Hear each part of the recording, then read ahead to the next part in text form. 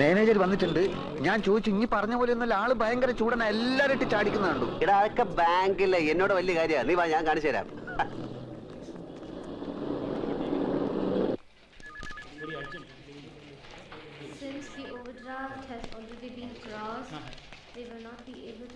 ഉച്ചക്ക് ഞാൻ വരില്ല. ഇവിടെ കഴിച്ചോളാന്ന്. ഇവിടെ നേരത്തെ ഇരുന്ന മാനേജർ ഒരു സർദാർജി മൊത്തം കുളമാക്കിട്ട് പോയിരിക്കാണ്. വേണ്ടെന്ന് പറഞ്ഞില്ലേ? സാറ് പുതുതായിട്ട് വന്നാണല്ലേ? നേരത്തെ ഇരുന്ന സിംഗ് സാറിനെ എനിക്കറിയാം.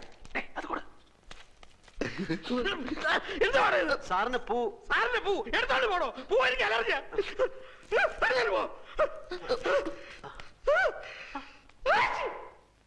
സർ, ഞാനൊരു ലോണിന് അപ്ലൈ ചെയ്തിരുന്നു 2 വർഷത്തേക്ക്. ഒരു കടയെടുത്തിട്ട് വരാമെങ്കിൽ ഉടനെ ലോൺ തരാമെന്ന് പറഞ്ഞു. സിംഗ് മാനേജർ. അയാളല്ലേ പറഞ്ഞത്? ഞാൻ പറഞ്ഞിട്ടല്ലോ. അയാൾ പോയി. ഞാൻ ആർക്ക് ലോൺ കൊടുക്കാറില്ല. സാർ അങ്ങനെ പറയരുത്. 1.25 ലക്ഷം റുപ്യ ഇരട്ടി പലിശക്ക വാങ്ങിയത് ഇവനേതാ? എന്റെ സുഹൃത്താണ്. ഇവനെ ആദ്യം പിടിച്ച് പുറത്താക്കെ. ഇവനെ കണ്ടപ്പോഴേ എനിക്ക് അലർജി അറിയാം. പിടിച്ച് പുറത്താക്കെ. ഒന്ന് സോപ്പിട്ടിട്ട് വരാം. സാർ, സാർ, എന്താ തന്റെ പേര്? അപ്പുക്കുട്ടൻ. ആപ്ലിക്കേഷനിൽ ജി അപ്പുക്കുട്ടൻ നായർ ചേരയിലെന്നാണ്. സാറിന്റെ പേരെന്താണ്? ഇയാളുടെ കൂടെ പോയി തന്റെ ആപ്ലിക്കേഷൻ തിരിച്ചു മേടിച്ചോണ്ട് പൊയ്ക്കോളൂ. സാർ, ഞാനൊരു മലയാളിയാണ് സാർ. അതുകൊണ്ട് തന്നെ തരില്ലെന്ന് ഉറപ്പിച്ചത്. മലയാളിന്ന് കേട്ടാ എനിക്ക് അലർജിയാ. സാർ, ഞാൻ ആത്മഹത്യ ചെയ്യും സാർ. ലോക ചരിത്രത്തിൽ ഇന്ന് വരെ ബാങ്ക് ലോൺ കിട്ടാത്തതിന്റെ പേരിൽ ഒരാൾ ആത്മഹത്യയായിട്ട് ഞാൻ കേട്ടില്ല. ആ കണ്ടിട്ട് താഴത്തോളൂ. Please get out. Sir, please പുറത്താക്കണോ? Sir, please sir. പറയുന്നൊക്കെ രാവിലെ ഞാൻ ഓരോരുത്തമ്മ കെട്ടിയെടുത്തോളൂ. പൂവും കായും അവന്റെ. ഇനി നമ്മൾ എന്ത് ചെയ്യണം? നമ്മളോ? എനിക്കെന്താ കുഴപ്പം? 2000 റുപ്യന്റെ പണി, മോട്ടോർ സൈക്കിള്, താമസിക്കാൻ സ്ഥലം എല്ലാം ഉണ്ടല്ലോ. ഞമ്മക്കെന്താ ഉള്ളത്? മാമയും പോയി, മൈമുനയും പോയി. കയ്യിലാണെങ്കിൽ കാശില്ല. പടച്ചോനെ കണ്ണിലിരുട്ട് കയറുന്നത് പോലെ തോന്നുന്നു. അത് സന്ധ്യയാവാൻ പോകുന്നോണ്ട് തോന്നുന്നായിരിക്കും. എന്ത് ഇരുട്ട്? അപ്പൊ നെഞ്ചിൽ കത്തിക്കൊണ്ടിരിക്കുന്ന തീയ. എടാ, എന്റെ അവസ്ഥ ഒന്ന് ആലോചിച്ചോ. ഒരു പൂവെടുത്ത് ചെവിയിൽ വെച്ചിട്ട് റോഡിൽ കൂടി ഒന്ന് ഓടിയാലോ എന്ന് ആലോചിച്ചിരിക്കുകയാണ് ഞാൻ. എന്തൊക്കെ ബഹളങ്ങളായിരുന്നു. 3000 ഇവിടെ, 5000 അവിടെ, 25,000 രൂപന്റെ പാപ്പനം. നമ്മളൊന്നും പറയുന്നില്ല. നീ കൂടുതൽ വർത്താനൊന്നും പറയണ്ട. നിന്റെ അത്യാഗ്രഹം കണ്ടാ കിട്ടാനുള്ളതും കൂടെ കിട്ടാതെ പോയത്. പാദുഷയുടെ സ്വപ്നം. എടാ, സ്വപ്നം കാണുന്നതിന് ചില അതിരൊക്കെ ഉണ്ട്. ദൈവത്തിന് ആർക്കാത്തൊന്നും സ്വപ്നത്തിൽ കാണാൻ പാടില്ല. പട്ടിണി പണ്ടാരം പാദുഷയുടെ സ്വപ്നം കാണുന്നു. അതെന്നാ കിട്ടാനുള്ളത് കൂടെ ഇല്ലാതായി പോയത്.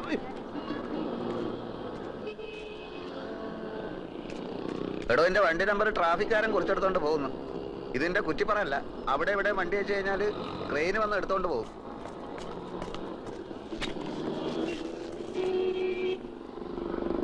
ബാങ്ക് മാനേജർ മാറിയത് എന്റെ കുഴപ്പം കൊണ്ടാണോടാ എന്ന് നമ്മൾ പറഞ്ഞ? പിന്നെ നീ എന്റെ ഉമ്മയ്ക്കും ബാപ്പയ്ക്കൊക്കെ പറഞ്ഞത് ഏത് കെയറോഫില്? ഇന്ന് സഹായിക്കാൻ വന്നിട്ടില്ലേ നമ്മൾ ഈ ഗതിയിലായത്? നിനക്ക് ജ്യൂസ് കട തുടങ്ങാനുള്ള അതിമോഹം കൊണ്ടല്ലടാ നീ എന്നെ സഹായിക്കാൻ വന്നത്. നേരപ്പേ ഏതായാലും ഇങ്ങനെയൊക്കെ ആയി.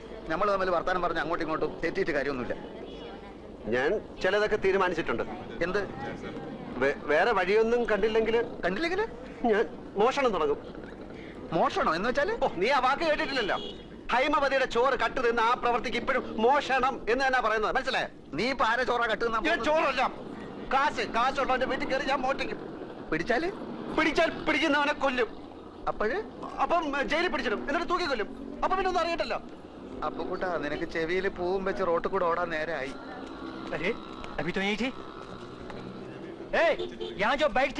അതെടുത്ത് അപ്പുറത്ത് മാറ്റി വെച്ചിട്ടുണ്ട്.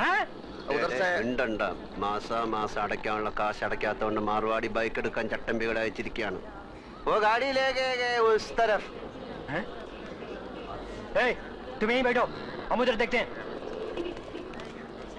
അവന്മാർക്ക് നിന്നെ കണ്ടിട്ട് മനസ്സിലായില്ല. മാർവാടിയല്ലേ എന്നെ കണ്ടിട്ടുള്ളൂ, ചട്ടമ്പികൾ എന്നെ കണ്ടിട്ടില്ലല്ലോ. തൽക്കാലം ബൈക്ക് വിട്ടിരിക്കട്ടെ, നമുക്ക് പിന്നെ എടുക്കാം.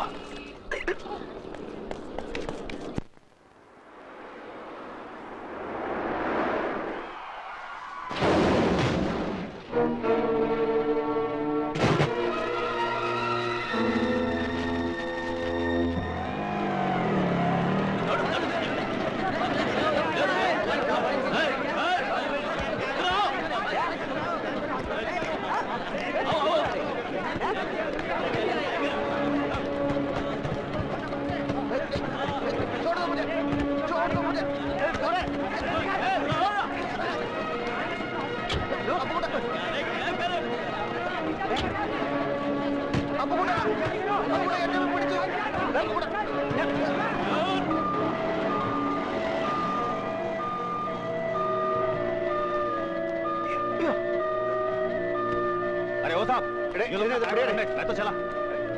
कर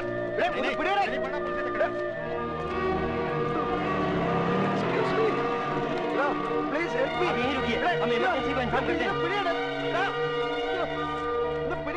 हेलो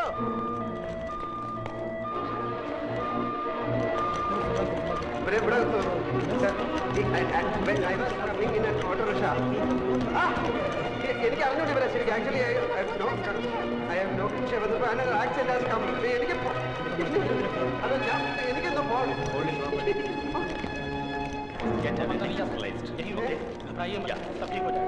आप उनके पति है ना? यहाँ पे साइन कीजिए। यहाँ देखिए। आप वेट कीजिए। कोई इंसान करेगा, ब्लड ग्रुप क्या है?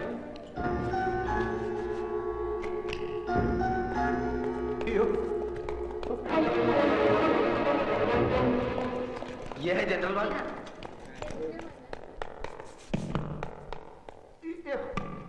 अरे अरे आप अंदर नहीं जा सकते भाई साहब, ये ऑपरेशन थिएटर है। अरे मैं आपकी तकलीफ अच्छी तरह समझता हूँ, सर्जन अभी आते ही होंगे, उनका मेजर ऑपरेशन करना पड़ेगा, उसके लिए 2-3 घंटे लगेंगे। आप बैठिए। He is very upset. Don't allow him to go out, okay? Yes, doctor. Actually, myself Yes, and my I friend understand. coming You just auto hold. rickshaw. ये आपका बैग है ना? No. इसे अपने पास ही रखिए। No. എമർജൻസി സർജറി എന്ന് പറഞ്ഞ് ഹോസ്പിറ്റലിൽ വന്നപ്പോഴാണ് എനിക്ക് ആകെ മനസ്സിലായത്. ആ അല്പം സീരിയസാ. വേണ്ട വേണ്ട, വർമ്മ സാറിനോട് ഇപ്പൊ പറയണ്ട, ഇവിടെ വരട്ടെ എന്നിട്ടാവാം. ഹസ്ബൻഡ് ഇവിടെ ഉണ്ട്, ഞാൻ കണ്ടില്ല. ആ വെളുപ്പിനുള്ള ഫ്ലൈറ്റിനല്ലേ എല്ലാവരും വരില്ലേ? അതാ നല്ലത്. ആ ഓക്കെ.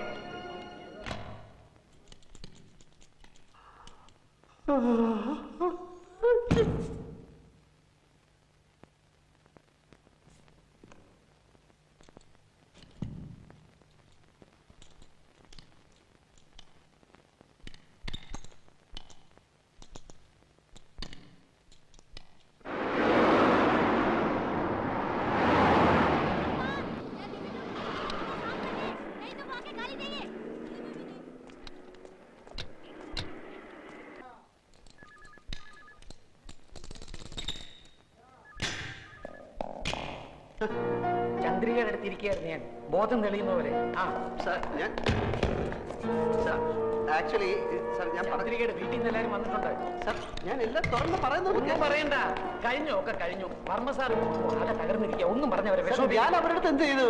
ഞാൻ പറയുന്നൊന്ന് കേൾക്കണം സാർ. കുഴപ്പമില്ല, എല്ലാം ഞാൻ അവരോട് പറഞ്ഞു കഴിഞ്ഞു. ആൽഫി ഒന്ന് കാണണമെന്ന് പറഞ്ഞിരിക്കുകയാണ്.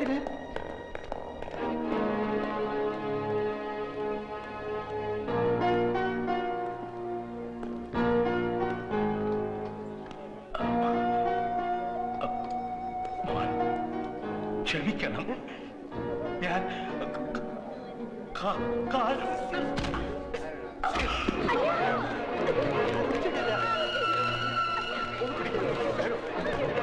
आईसीयू में लेके चलो, ऑक्सीजन देना है.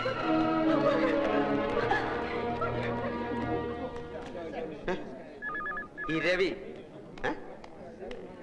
രവി കുട്ടിപ്പിള്ള ഡ്രൈവറാ? ഡ്രൈവർ ഞാൻ അവരുടെ ഡ്രൈവറാ. ഞാൻ അക്കൗണ്ടന്റാ, ശങ്കരക്കുറുപ്പ്. എനിക്കൊരു കാര്യം പറയാനുണ്ട്. ഹെൽമെറ്റ്. Thank you. ആൽഫി വിളിക്കണു. ആൽഫിക്ക് ചന്ദ്രിയെ കാണാം, ഇപ്പൊ കാണാം. എനിക്ക് Sir, this wait a file. Minute. ഇവരുടെ കല്യാണം കഴിഞ്ഞാണോ? കല്യാണം 14-ാം തീയതി പറഞ്ഞേ. ആ. ഇന്ന് തീയതി 18 ആയില്ലേ, അപ്പൊ കഴിഞ്ഞു കാണും. എന്നാ കഴിഞ്ഞു. ഹസ്ബൻഡ് എന്നുള്ള കോളത്തിൽ ആ ഓപ്പറേഷൻ തിയേറ്ററിൽ ഒപ്പിട്ടിരിക്കുന്നത്. ആ ഇനിയിപ്പോ ഒന്നും ചിന്തിക്കാനില്ല, എല്ലാം കഴിഞ്ഞു. ചന്ദ്രകുഞ്ഞിന്റെ കാര്യം അല്ല ചേട്ടാ, ഒന്നും ചന്ദ്രകുഞ്ഞ് പറയാറായിട്ടില്ല, കൈയും കാലും ഒക്കെ തളർന്നിരിക്കുക. എന്റെ ഭഗവതി, കോടിക്കണക്കിന് സ്വത്തിന്റെ ഒരേ ഒരു അവകാശിയാ. അത് നേരത്തെ ആലോചിക്കണമായിരുന്നു. കോട്ടപ്പുറത്ത് കോവിലകത്ത് സുഖമായിട്ട് കഴിഞ്ഞ ആ കുടുംബത്തിലെ ഒരേ ഒരു അവകാശി, അതിനെ എന്തിനാ ഇപ്പൊ ഇങ്ങോട്ട് പറഞ്ഞേച്ച്? സാറേ, വർമ്മ സാറിന് ബിസിനസ് മുഴുവനും മോളെ ഏൽപ്പിക്കണം എന്നായിരുന്നു. ഇവിടെയല്ലേ എൻ്റെ ഓഫീസ്. ഇവിടെയാണെങ്കിൽ വലിയൊരു ഗസ്റ്റ് ഹൗസ് ഒഴിഞ്ഞെടുക്കാൻ, അവിടെ താമസിച്ചുകൊണ്ട് ബിസിനസ് പഠിക്കട്ടേന്ന് അവർ തീരുമാനിച്ചു. മാനേജിംഗ് ഡയറക്ടറായിട്ട് ഇങ്ങോട്ട് അയച്ചു. ഇവിടെ വന്ന് ഈ നസ്രാണി ചെക്കനെ അങ്ങ് പ്രേമിച്ചു. കല്യാണം കഴിക്കണമെന്ന് നിർബന്ധം പിടിച്ചപ്പോൾ വർമ്മ സാറും കുടുംബവും നാക്കശികാന്ത് എതിർത്തു. ചന്ദ്രക്കുഞ്ഞ് അവനെ കിട്ടിയാൽ പിന്നെ എനിക്ക് ഇങ്ങനെ ഒരു മോളില്ല എന്ന് വരെ മുതലാളി പറഞ്ഞു. പിന്നെ എന്തിനാ എല്ലാരും കൂടി ഇപ്പൊ ഇങ്ങോട്ട് കെട്ടിയായിരുന്നല്ലോ? തലയിൽ വെച്ചാൽ പേനരിക്കും, താഴത്ത് വെച്ചാൽ ഉറുമ്പരിക്കും. അങ്ങനെയല്ലേ ഞങ്ങൾ ആ കുഞ്ഞിനെ വളർത്തിയത്. ഇങ്ങനെ കിടക്കുന്നു എന്ന് കേട്ടാൽ എങ്ങനെയാ ഉള്ളു പടയ്ക്കാണ്ടിരിക്കുക? വർമ്മ സാറിന്റെ കാര്യം പേടിക്കാനൊന്നുമില്ല. ഷോക്കും കുറ്റബോധം ഒക്കെ കൂടെ ആയപ്പോ വീണുപോയതാ. പ്രഷർ വളരെ കൂടുതലാ. 1-2 ദിവസം കൊണ്ട് നോർമലാകും. അതുവരെ വളരെ സൂക്ഷിക്കണം. മനസ്സിന് ബുദ്ധിമുട്ടുണ്ടാകുന്ന കാര്യങ്ങളൊന്നും ഉണ്ടാകാൻ നിങ്ങൾ വേണം നോക്കാൻ.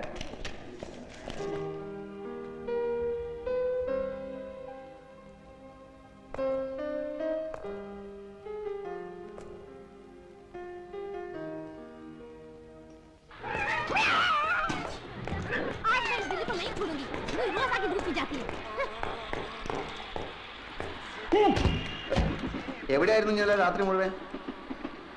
ഇന്നലെ രാത്രി പാതി ചത്തൊരു ശവത്തിനെ നാട്ടുകാരെല്ലാം കൂടെ എന്നെ മടിയോട്ട് വെച്ചെന്നില്ലേ? അവളെ താങ്ങി പിടിച്ചോണ്ട് ഞാൻ ആശുപത്രിയിലോട്ട് ചെന്നു. അവിടെ കുറെ പണ്ടാരങ്ങൾ എന്നെ പിടിച്ച് വലിച്ച് ആശുപത്രിയിലോട്ട് കയറ്റി. എന്നിട്ട് ഏതാണ്ട് ചവറ് പേപ്പറിലൊക്കെ ഒപ്പിടാൻ പറഞ്ഞു. ആ വെപ്രാളത്തിന് ഞാൻ അവർ പറയുന്നിടത്തൊക്കെ ഒപ്പിട്ടു. അതോടെ ഞാൻ അവളുടെ നായരുമായി. എന്നിട്ട് ഈ പെട്ടി എന്റെ തലയിലോട്ട് വെച്ച് എന്നിട്ട് അവിടെ കുത്തിരിക്കാൻ പറഞ്ഞു. എങ്ങനെയെങ്കിലും ഇതും കൊണ്ട് രക്ഷപ്പെടാന്ന് വിചാരിച്ചപ്പോൾ നിന്റെ മുടിഞ്ഞ മാമ ഒലക്കയുടെ മൂടും അന്വേഷിച്ചിട്ട് കുറെ പോലീസുകാരായിട്ട് അവിടെ കളഞ്ഞു നടക്കുന്നു. ഇനി അയാളുടെ കണ്ണി പെട്ടിട്ട് പുലിവാലാക്കണ്ടെന്ന് കരുതി നിധി കാക്കുന്ന ഭൂതത്തെ പോലെ ഈ പെട്ടിയും കെട്ടിപ്പിടിച്ചോണ്ട് ഞാൻ അവിടെ ഇരിക്കുക. നേരം വെളുത്തപ്പോ അവളുടെ തന്തയും കുറെ ആൾക്കാർ ഒരു പട പോലെ അലറി വിളിച്ചോണ്ട് ആശുപത്രിയിലോട്ട് വന്നു. ആ തന്ത എന്നെ കണ്ടത് അലച്ചുകല്ലേ എന്റെ കാലിലോട്ടും പിന്നെ അവിടുത്തെ തലയും കുത്തി താഴോട്ടും. വെട്ടിയിട്ടവൾ ഒരു സൈഡിൽ പെണ്ണും അവസാനത്തെ വലിയ വലിച്ചോണ്ട് തന്ത അപ്പുറത്തും. ആ തക്കത്ത് ഞാൻ പെട്ടി എടുത്തോണ്ടെങ്കിൽ ചാടി. അവൾ ഏതാണ്ട് കോടീശ്വരന്റെ മകളാണെന്ന് പറഞ്ഞ അതിനൊണ്ട് ഇരുത്തി. നീ ആ പെട്ടി നോക്ക്. അതിനകത്ത് എത്ര രൂപ വേണമെന്ന് എനിക്കറിഞ്ഞൂടാ. ചെറുതാണെങ്കിലും വിലയുള്ള പെട്ടിയാ. അകത്ത് കാര്യമായിട്ട് എന്തെങ്കിലും കാണാണ്ടിരിക്കില്ല. നിനക്ക് എന്റെ പേരറിയോ? അപ്പക്കുട്ടൻ നായർ. അത് പണ്ട്. ഇപ്പൊ ആൽഫി. ആൽഫി അതെന്തോ തിന്നുന്ന സാധനത്തിന്റെ പേരല്ലേ? അല്ല, അത് കുൽഫി. അതെ, കുൽഫി. ഇത് ആൽഫി, ആൽഫ്രഡ് ഫെർണാണ്ടസ്. ആ പെണ്ണ് തന്തയായിട്ട് പിണങ്ങിയിട്ട് പ്രേമിച്ച് കെട്ടിയവന്റെ പേര്. അപ്പൊ അവനോട് പോയി? ഈടെ അവനെ ആരും കണ്ടിട്ടില്ല. അതല്ലേ എല്ലാരും കൂടെ എന്നെ പിടിച്ച് അവനാക്കിയത്. എന്നാലും അവനവിടെ പോയി? ഈടെ അവനെ ആരും കണ്ടിട്ടില്ലെന്ന്. ഈ പെണ്ണ് മാത്രമേ കണ്ടിട്ടുള്ളൂ. അവള് കണ്ണും മൂക്കും തളർന്ന് നടക്കുന്നവര് വാ തുറന്നൊന്നും മിണ്ടാൻ കഴിയുന്നില്ല. എന്റെ ഗതികളല്ല എന്ന് പറയാം. എന്നാലും അവനവിടെ പോയി?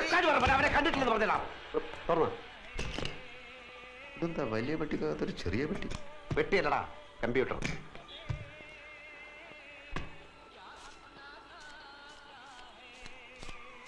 എത്രയുണ്ട്? 1100 പിന്നെ 20. അത്രേ ഉള്ളൂ? നിന്റെ അത്യാർത്ഥി കണ്ടപ്പോ ഞാൻ വിചാരിച്ചു അത്രയെങ്കിലും ഉണ്ടല്ലോ. അപ്പോ ചേട്ടനാ, ഇരിക്കണം ഇരിക്കണം. ഇനി താൻ അങ്ങനെ എന്നെ ഇരുത്താൻ നോക്കണ്ട. 2-3 മാസം വാടക കുടിശ്ശിയുണ്ട്.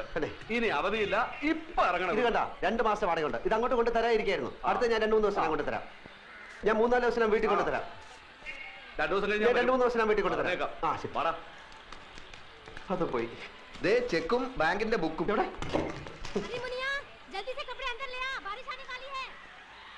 എന്റെ അമ്മോ, 23 ലക്ഷം അവളുടെ അക്കൗണ്ടിൽ ബാങ്കിലുണ്ട്. പടച്ചോനെ, 23 ലക്ഷം! ചെക്ക് ബുക്ക് ഉണ്ട്, നമുക്ക് എഴുതി എടുക്കാം.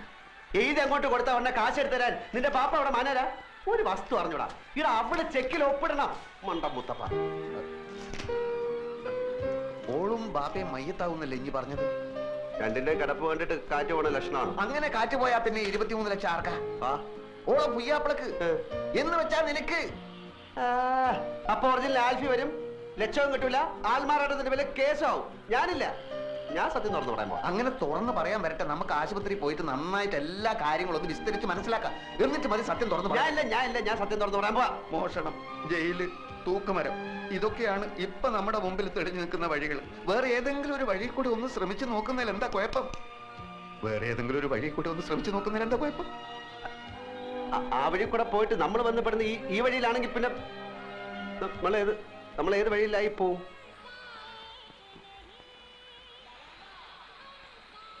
പോയി നോക്കണോ?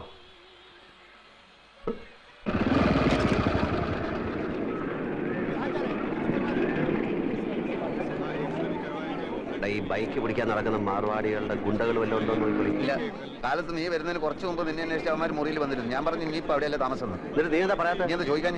ഓഹോ, അത് ശരി. കണ്ട കോളിന് കുറെ കാലം കിടക്കണ്ടതാ. ആരെയും വെറുപ്പിക്കണ്ട. ബാഗിനകത്ത് മൂടി വെക്കാനല്ല, കാശും തന്ന് തന്നെ കണക്കപ്പിള്ള എന്ന് പറഞ്ഞ് ഇവിടെ കുത്തി നിർത്തിയിരിക്കണേ. ആവശ്യത്തിന് കൊടുക്കാനാ. ഇവിടുത്തെ പണിക്കാരെ ആരെന്ത് ചോദിച്ചാലും അത് അങ്ങോട്ട് കൊടുക്കുക. കൊടുക്കാം. അയ്യോ എവിടേക്കാ പോണേന്ന് വെച്ചാ പറഞ്ഞിട്ട് പോണ്ടേ. ഫോൺ നമ്പറും ഇല്ല, അഡ്രസ്സും ഇല്ല. എന്താ കാര്യം? വർമ്മ സാറ് ബോധം വന്നപ്പോ മുതൽ നിലവിളിക്കുക ആൽഫി. ഞാനിപ്പോ അതിനെന്ത് ചെയ്യണം? ഒരച്ഛന്റെ വിഷമം മനസ്സിലാക്കണം.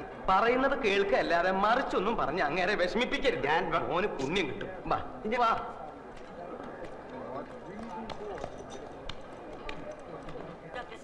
मेरा बच्चा ठीक तो हो जाएगा.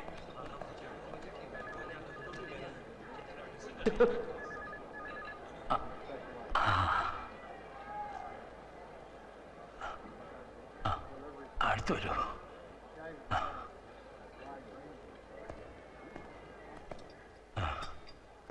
കണ്ണേ പൊന്നേന്ന് പറഞ്ഞു വളർത്തിയ കുഞ്ഞാണ്. ഇപ്പൊ കിടക്കണ കിടപ്പ് കണ്ടില്ലേ? ഡോക്ടർ പറഞ്ഞു നീ വേണം അവളെ രക്ഷിക്കാനെന്ന്. എന്റെ മോളെ കൈവിടരുത്. ഒന്ന് പറയൂ ഇരവി, എന്നോട് മാപ്പാക്കണമെന്ന് പറയൂ. പിണക്കവും പരിഭവവും ഒന്നും ഇല്ലാന്ന് എന്നോട് പറഞ്ഞു കഴിഞ്ഞു. എല്ലാം ഞാൻ പറഞ്ഞു മനസ്സിലാക്കിച്ചോളാം. വർമ്മ സാറ് വെറുതെ വിഷമിച്ച് പ്രഷർ കൂട്ടണ്ട. അത് കേട്ടാ മതി എനിക്ക്. 100. 100. എടോ ഇത് ആദ്യം പറഞ്ഞോളൂ 200. 100 100 100 100 200 300 എത്ര വേണമെങ്കിലും തരാം. ഇല്ലേ അവിടെ ചെന്ന് കിട്ടിയില്ല എന്ന് കംപ്ലൈന്റ് പറയും. നന്ദി വേണടാ, നന്ദി. എനിക്ക് ചില കാര്യങ്ങൾ അറിയാനുണ്ടായിരുന്നു. എന്ത് കാര്യം? ചന്ദ്രയ്ക്ക് രാവിലെയാ ബോധം തെളിഞ്ഞത്. എല്ലാം കാണാം, എല്ലാം കേൾക്കാം, എല്ലാം മനസ്സിലാക്കാം, പക്ഷെ സംസാരിക്കാൻ കഴിയില്ല. കഴുത്തിന് താഴെ ആകെ തളർന്നിരിക്കുക. ഒരു സ്ട്രേഞ്ച് കേസായിട്ടാണ് എനിക്ക് തോന്നുന്നത്. പക്ഷെ പ്രതീക്ഷയ്ക്ക് വകയുണ്ട്. രോഗിയുടെ മനക്കരുത്താണ് ഇവിടെ പ്രധാനം. ഒരു മിറക്കിൾ സംഭവിച്ചാൽ നാളെ തന്നെ എഴുന്നേറ്റ് നടന്നു എന്ന് വരാം. ചിലപ്പോ 4 വർഷമായി എന്നും വരാം. എല്ലാം തന്റെ കയ്യിലാണ്. ജീവിക്കണമെന്ന മോഹം എത്രയും കൂടുന്നോ അത്രയും പെട്ടെന്ന് ചന്ദ്രിക സുഖം പ്രാപിക്കും. ആ മോഹം ഉണ്ടാക്കേണ്ടത് നിങ്ങളാണ്. നിങ്ങളാണ് എല്ലാവരുടെയും ഒരേ ഒരു പ്രതീക്ഷ. How is she? എല്ലാം നോർമൽ.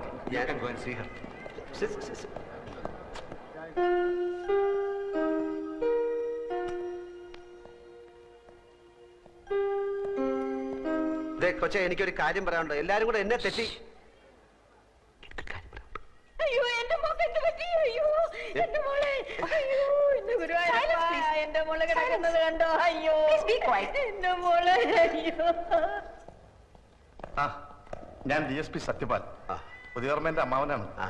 ഇതെന്റെ പെങ്ങളുടെ ഭർത്താവ് അഡ്വക്കേറ്റ് വേണു. അല്ലല്ലോ, പാലക്കാട് ക്രിമിനൽ പ്രാക്ടീസാ. ഞങ്ങളിങ്ങനെ കേസിന്റെ കാര്യങ്ങളൊക്കെ പറഞ്ഞുകൊണ്ടിരിക്കുകയായിരുന്നു. അപ്പൊ ഇതുപോലൊരു കേസ് അല്ല, ഇതുപോലല്ല. ഈയിടെ രാജീവ് ഗാന്ധിയുടെ മകൾ പ്രിയങ്കയുടെ ഭർത്താവെന്ന് പറഞ്ഞുകൊണ്ട് ഒരുത്തൻ ഹൈദരാബാദിൽ നിന്ന് ചെന്നില്ലേ? കോടതിയിൽ വരാൻ പ്രിയങ്കയെ കല്യാണം കഴിച്ചു എന്ന് പറഞ്ഞില്ലേ? എന്നിട്ട് അവന്റെ ഗതി എന്തായി? 5 വർഷം തടവും 10,000 രൂപ പിഴ. ഞാൻ പോട്ടെ, എനിക്ക് അല്പം പണിയുണ്ട്. എങ്ങോട്ടാ? ഓഫീസിലേക്ക്. അപ്പൊ ആൽഫ്രണ്ടിന് എന്തോ സ്വന്തമായിട്ട് ബിസിനസ് ഉണ്ടെന്ന് കേട്ടു. സ്വന്തമായിട്ട് ഓഫീസുണ്ട്. താമസം ഓഫീസിൽ തന്നെ. ഞങ്ങളൊക്കെ ഗസ്റ്റ് ഹൗസിലാ. ആൽഫ്രണ്ടിന് വേണേ അങ്ങോട്ട് വരാം. വളരെ വലിയ വീട്. ബിസിനസിന്റെ ആവശ്യത്തിന് ആൾക്കാർ വന്നും പോയി കാണാനും കേൾക്കാനും ഒക്കെ അവിടെ സൗകര്യമുണ്ട്. ഞാൻ പോട്ടെ. ധൈര്യമായിട്ട് പോയിക്കോ. ചന്ദ്രന്റെ കാര്യത്തിൽ എന്തെങ്കിലും തീരുമാനം ഉണ്ടാവുന്നവരെ ഞങ്ങളുടെ തന്നെ ഉണ്ടാവും. അപ്പൊ കൂടെ നമ്മളെല്ലാം അന്വേഷിച്ച് തേയില കച്ചവടവും തുണി കച്ചവടവും മില്ലും ഫാക്ടറിയും ഒക്കെ ആയിട്ട് പണം ചാക്ക് കണക്കിന് കയ്യിൽ വെച്ചിരിക്കുന്ന ആൾക്കാരാ. ആ പെണ്ണിനെ പറ്റി കാര്യമായിട്ട് ആർക്കൊന്നും അറിഞ്ഞൂടാ. ആൽഫി എന്നുള്ളൊരു പേരല്ലാതെ അവന്റെ ഉമ്മയാര് ബാപ്പയാര് കറുപ്പോ വെളുപ്പോ വീടേത് കൂടേത് ഒന്നും ഒരുത്തനും അറിഞ്ഞൂടാ. 14-ാം തീയതി രജിസ്റ്റർ കച്ചേരിയിൽ ഓൻ ഇവിടെ നിൽക്കാതെ വെച്ചിട്ടുണ്ട്. നമ്മൾ ഇവിടെ ചുറ്റിപ്പറ്റി നിന്നിട്ട് എങ്ങനെയെങ്കിലും ഓൾ ഒപ്പം എങ്ങനെയാന്ന് കണ്ടുപിടിച്ചാൽ മതി. 23 ലക്ഷം നമ്മളെ കീശ കിടക്കും മോനെ. ഓക്ക് വായി തുറക്കാൻ പറ്റാത്തിടത്തോളം കാലം ഒപ്പം അതല്ല നോക്ക് പറയാൻ പറ്റൂലല്ലോ. അതോടെ നമ്മളെല്ലാ കഷ്ടകാലവും തീരും മോനെ. പിന്നെ ആ കുള്ളം തടിയനില്ലേ, കഷണ്ടി ചെവി പൂടാ, അവൻ അയാള് വെറും ഡ്രൈവർ അല്ല. വർമ്മ കഴിഞ്ഞാ പിന്നെ ആ വീട്ടിൽ ഏറ്റവും കൂടുതൽ മടുപ്പ് അയാൾക്കാ. അയാളെ കയ്യിലെടുത്ത ഓളെ ഒപ്പി നമുക്ക് കണ്ടുപിടിക്കാം.